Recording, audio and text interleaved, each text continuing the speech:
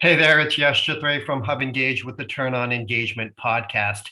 Today we've got Emily Blancato from FIS Global, a very large fintech services company with over 4,000 employees.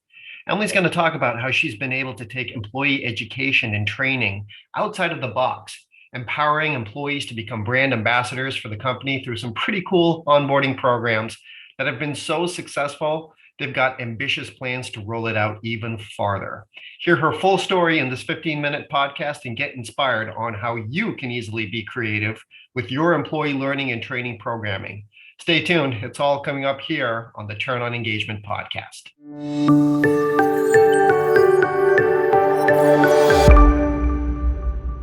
Hello, everyone, and welcome to the Turn On Engagement podcast. I'm Yash, Senior Vice President of Marketing and Engagement here at HubEngage.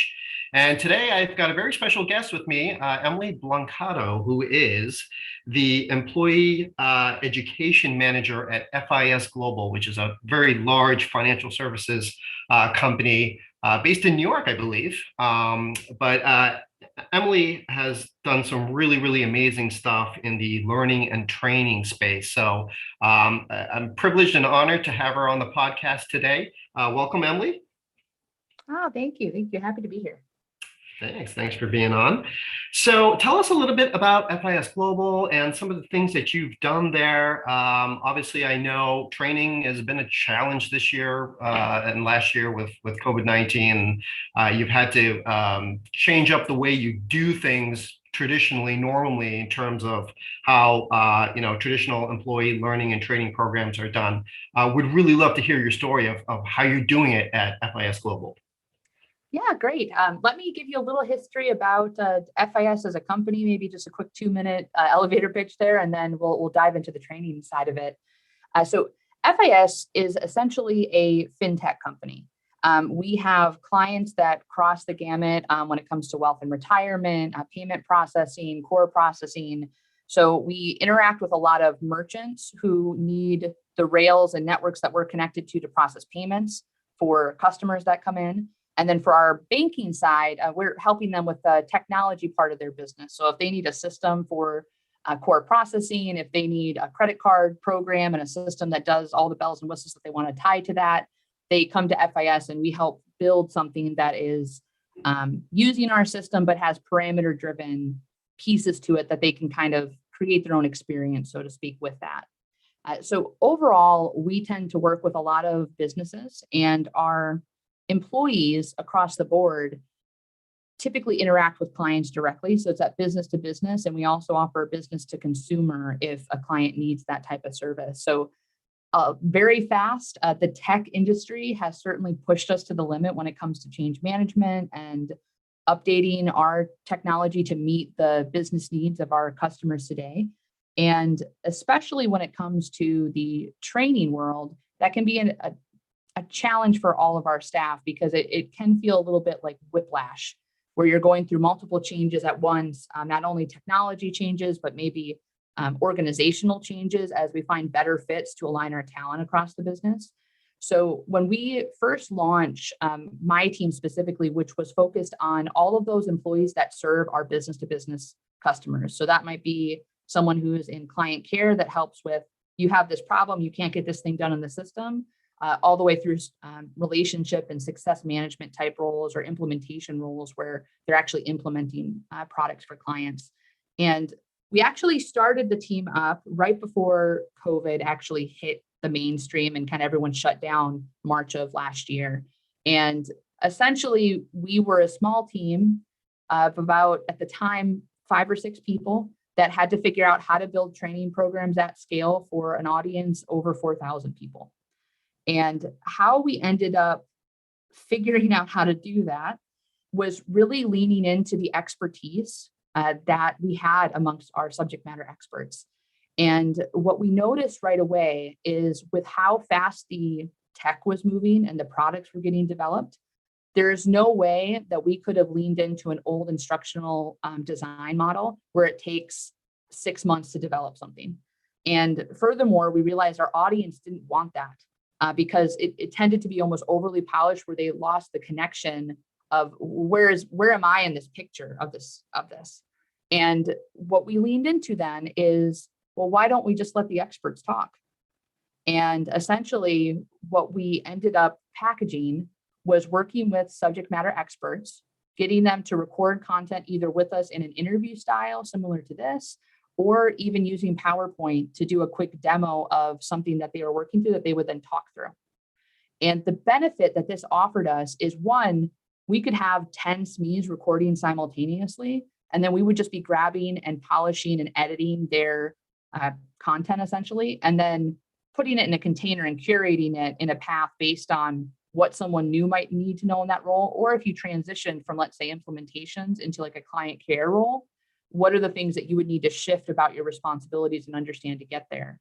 And with COVID, everyone was very starved for connection. We immediately went remote.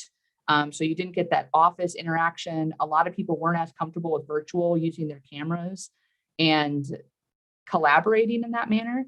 So the benefit on top of just being able to get the program done in a short amount of time so our audience could actually use it was that it provided connection. Because now as a new hire, I could join and I get to hear from all of the experts that are going to support me in my role. And I know their name. I didn't have to bog them down to get their knowledge and sit next to them for an hour and ask questions. I wasn't getting an experience that was maybe different than the person before me, because every time the SME did it, maybe they changed how they delivered that content. We were able to give SMEs back and make it more repeatable. So they had less stress when we're already down a team member and they're probably taking on more from a business perspective.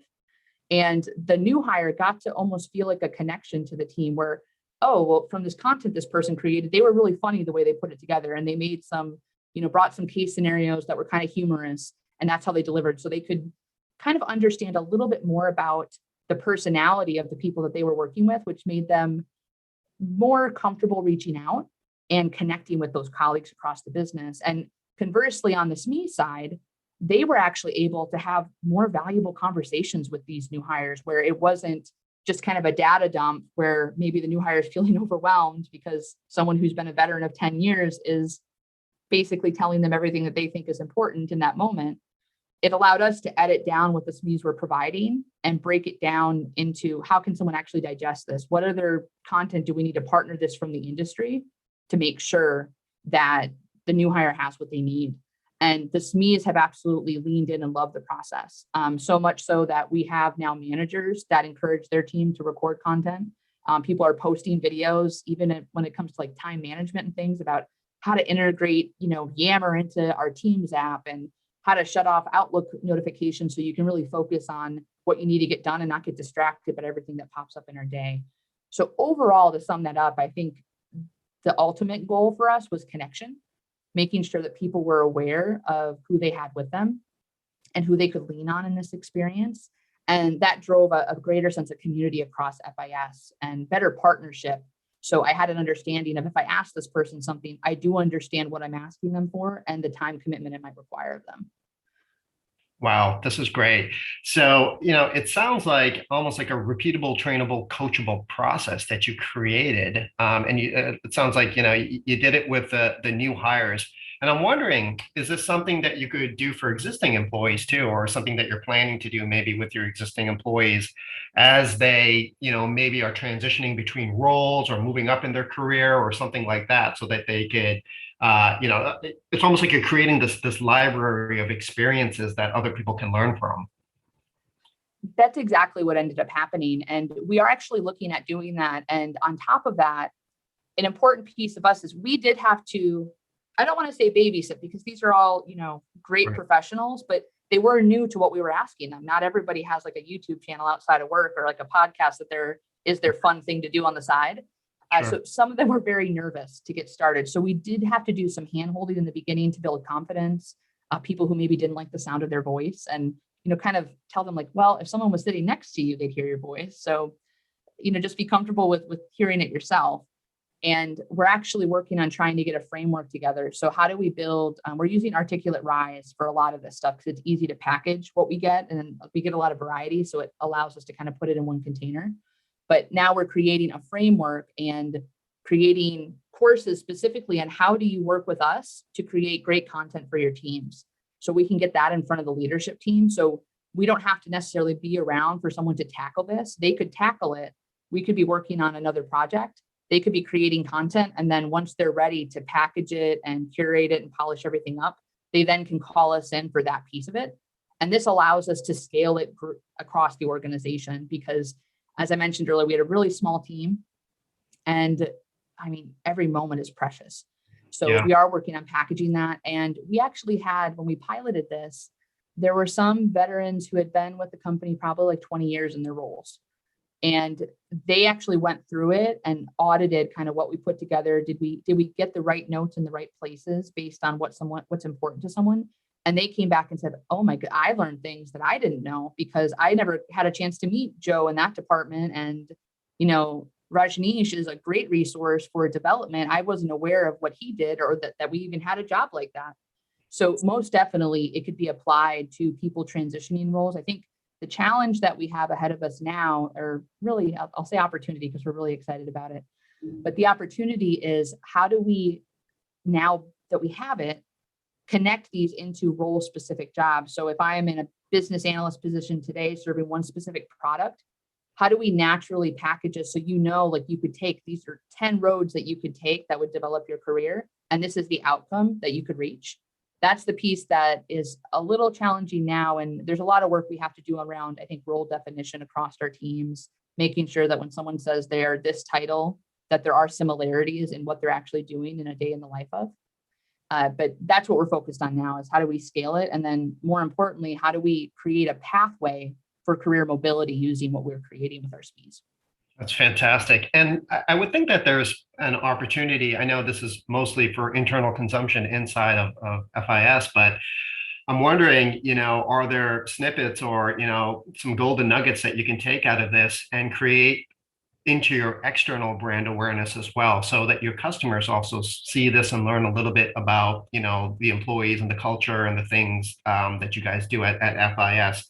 We often say, sometimes the best way to sell out is to sell in. So selling inwards and selling internally inside of your company, and having your employees be your sort of spokesman, your employee brand ambassadors.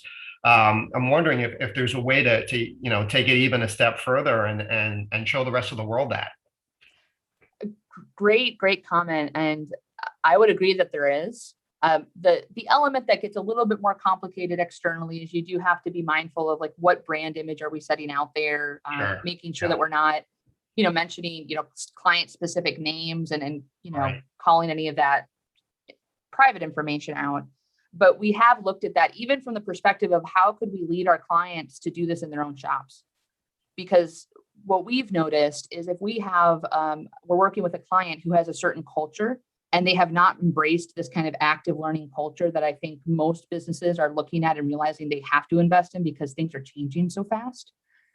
We're figuring out how do we encourage our clients to build programs like this? Because at the end of the day, if our clients don't have that learning culture and are not supporting their employees' development, that does end up bleeding into our bottom line, because that means that client might be having to call support more often than not, because maybe they're wearing multiple hats and they never have had a chance to really excel at this skill. It's just one of those things that when I have to do it, I call. So what we're hoping to do eventually is if we can package the concept out to our clients and help better inform them of ways that they can get creative, that it'll help not only with their learning culture and develop an ability for their employees, but it also helps us on the back end because we're challenging our staff to educate our clients and how can you make this the last time that they have to call in for this? Because nobody likes, like I know personally for me, if I've got to call somewhere because I'm stuck, I'm never happy about it. My day was interrupted. So we are most definitely looking into that. And I think it's just the nuance of making sure we hit the right tone with that launch outward. And especially with the SME interviews, I think it does show with a big company, sometimes people can think like, oh, it's a big corporate company, and you can lose touch of the amazing amount of talent that are tied to that company that actually make it relevant. Because I think any organization who doesn't recognize that their people are the best asset is maybe just a little out of touch.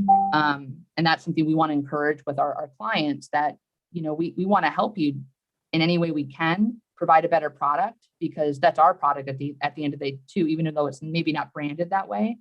That is something that we're putting out there as an experience to people across the world. That's exactly. I think you hit the nail on the head right there, and that's exactly, I think, how you have to think. When you're working in employee communications, employee training, all the things that you talked about there. It's really all these subtle nuances that you have to think about when you're putting out a program like this, and how far can you take it, and what can you get out of it. You obviously don't want things to backfire there. So fascinating perspective. Loved every minute of your story there. I think we're just out of time for today, but I wanted to thank you very much for coming on to the podcast here. We certainly hope to have you on again, and I'd love to see what happens. Well, where do you take this thing? Because it's pretty exciting, and it's just a fascinating case study that I think will help not only your internal employee brand and your employer brand, but again, if you can take that and connect the dots to the external, and your customers get to get a taste of that and see that, that's going to help with selling the products and services that FIS offers, and also just your recruiting and your training, and your retention programs and all that kind of stuff. So I think it's all threads in the same fabric, so to speak. So thank you, Emily. Thank you for sharing the story with us today. Really appreciate it. Oh, it was a pleasure.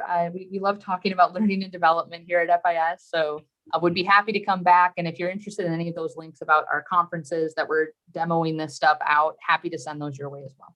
That will be great. Yeah. And we will put those links directly into the description here. So if you're listening to this podcast on YouTube or on our website, you'll be able to find the links there. And you can certainly connect with Emily as well, hopefully on LinkedIn or any other means. Thanks, Emily. Thank you. Have a great day. All right. Take care.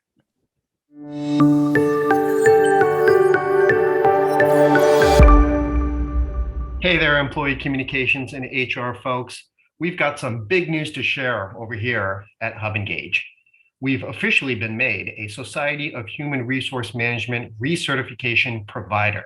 So if you're a SHRM member and you're in need of getting your mandatory recertification credits, you can tune into our new webinar series where we educate and train you on a variety of HR-related topics and trends, so you're up to date on your continuing education requirement.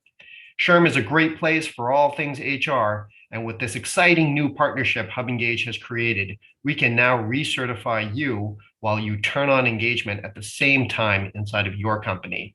For more details and to sign up for a recertification course with one of our HubEngage SHRM certified experts, visit hubengage.com and click on the SHRM tab under resources to get started today.